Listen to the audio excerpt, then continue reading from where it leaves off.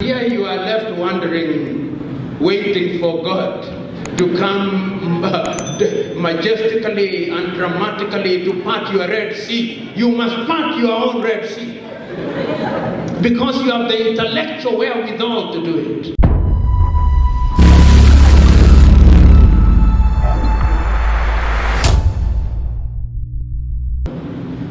Sometimes, as a Christian, I think to myself, when God is upstairs and is looking down upon his earth and is looking at his children, he must hold his chin and said, these children that I put in Africa, what happened? What happened? In the words of Paul in his letter to the Galatians, you foolish African, who has bewitched you? Who has bewitched us? Who has bewitched us? It is a legitimate question which we do not want asked because our egos don't, but we must ask it, who has bewitched us?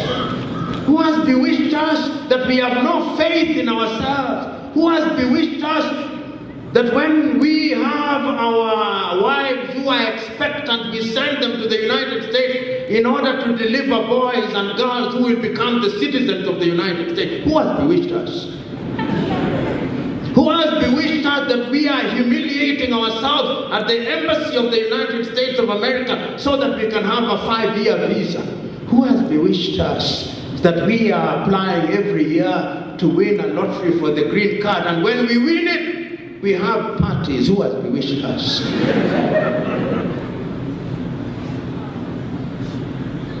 These are painful questions, particularly for the younger generation. Who has bewitched us that our young men and women are risking limb and life, crossing the desert from Nigeria, Niger, and Chad, and Mauritania, and Mali, and dying in the Mediterranean Sea on the belief that when they land in Italy, their lives will never be the same, and the best they do there is to flip hamburgers? Who has bewitched us? Who has bewitched us that it is the European leaders who are meeting in Germany to determine how can we do, on what can we do for these Africans? And yet we have leaders who, if you do not address them as His Excellency, you could be charged with treason in some countries.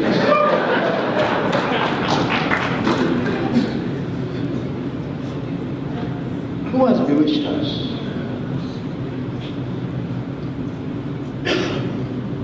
Who has bewitched us? Because right now, in every African country, civilizations that know what they want are looking at African resources. The Chinese are here. Right now, for many who are in the middle class, if you are asked which language you want to learn as a foreign language, is Mandarin. I was telling my pastor that he should not be surprised next time there is a baptismal service when he asks the godparents of some of the children, and what name do you give this child? They'll say, Deng Xiaoping to Eve.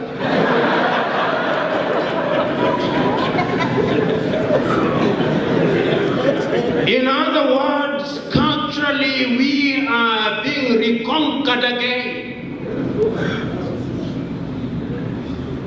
We established the University of Namibia, we established the University of Nairobi, the University of Dar es Salaam, complete with civil engineering, but even your beautiful road here in Namibia, taking us to the airport, is being done by the Chinese. Our beautiful road in Nairobi, Kenya, which we call the Thika Superhighway, was done by the Chinese. The road in Uganda from Entebbe to Kampala is being done by the Chinese. The port of Tema in Ghana is being done by the Chinese. The airport in Ghana is being done by the Chinese. Oh, the Chinese. Oh, the Chinese. Where are our engineers? Where are our doctors? Right now, I would not be surprised if at the University of Namibia there is not an institute called the Confucius Institute. There are Confucius Institute at the University of Nairobi, at the University of Dar es Salaam. The Chinese know what they want. And throughout the ages, those who know what they want get what they want if they work at it. The question is, do we know what we want? How can we possibly know what we want if we don't even know in the first place? And once again, I'm saying that the leadership is at the very heart of it. You know, African countries have many ethnicities.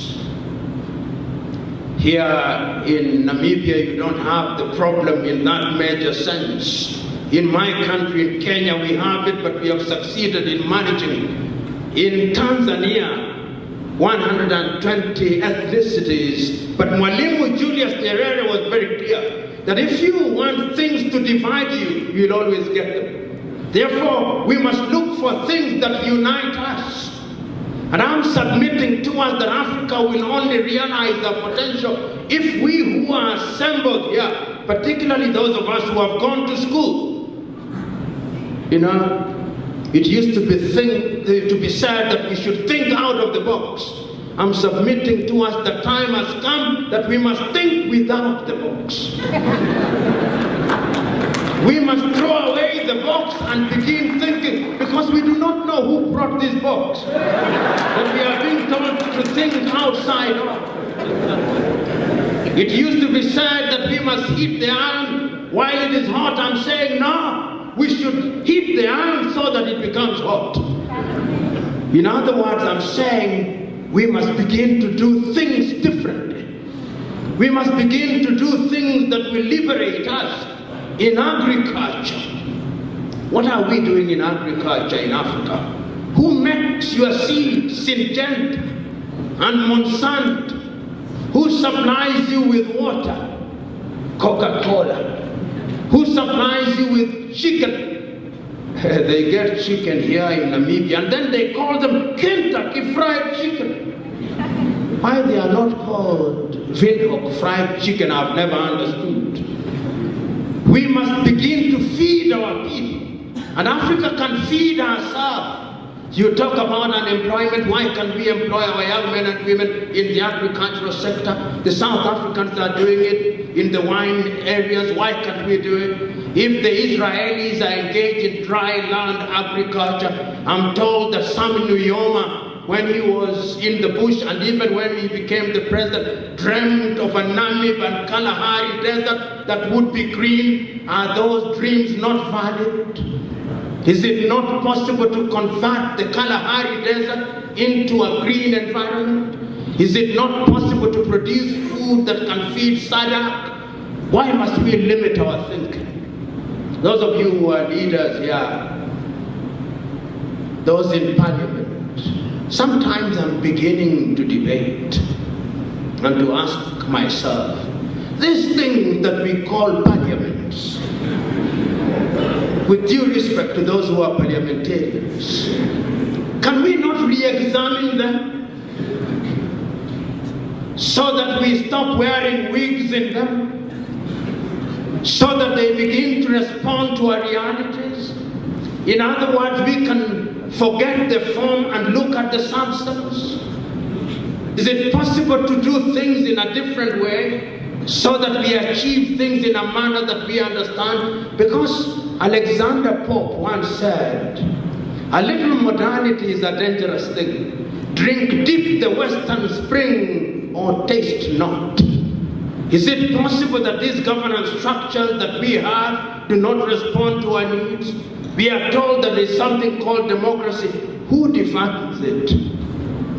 Who is is this who has the monopoly of wisdom, whom God sent without our knowledge, to tell us that the democracy must have certain ingredients which are defined for us in Europe and America? Can't we define them in Windhoek? Can't we define them in Pretoria? Can't we define them in Maputo so that we have something with an African flavor? Can we not? In other words, time has come that we must make our universities the seats of thought.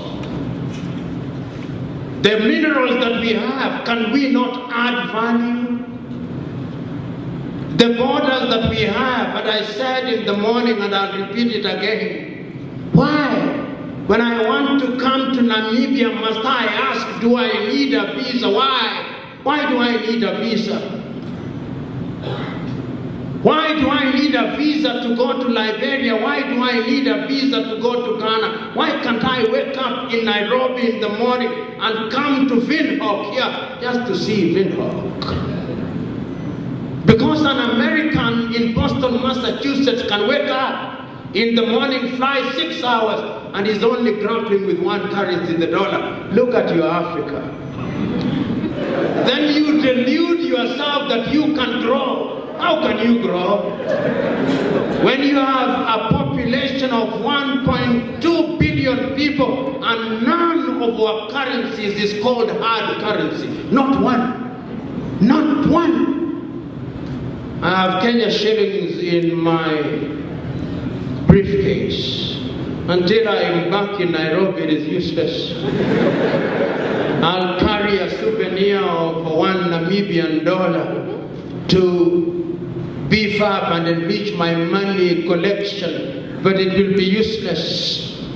Can we not think of having a currency that has validity initially across the SADC, and one across East African Community, and one across Central Africa, and one across ECOWAS, and another one in the Maghreb, so that in 2050 or 2063 we have one currency called the Afro? Is it not possible? Is it beyond our imagination? Particularly the young people who are here, when we are talking about Agenda 2063, is it not possible? Is it not something that we can imagine? I'm submitting to us that it can be done. I'm submitting to us that we must begin to work at it. You know, sometimes when I think about Africa and I'm told that Namibia is 95% Christian, nominal Christians. People go to church on a Monday as a social duty, on a Sunday and Saturday, but perhaps no conviction. But I sometimes suspect that we get the Bible very wrong. When Christ is saying that today has enough problems, do not think about tomorrow, he's not telling you to stop thinking.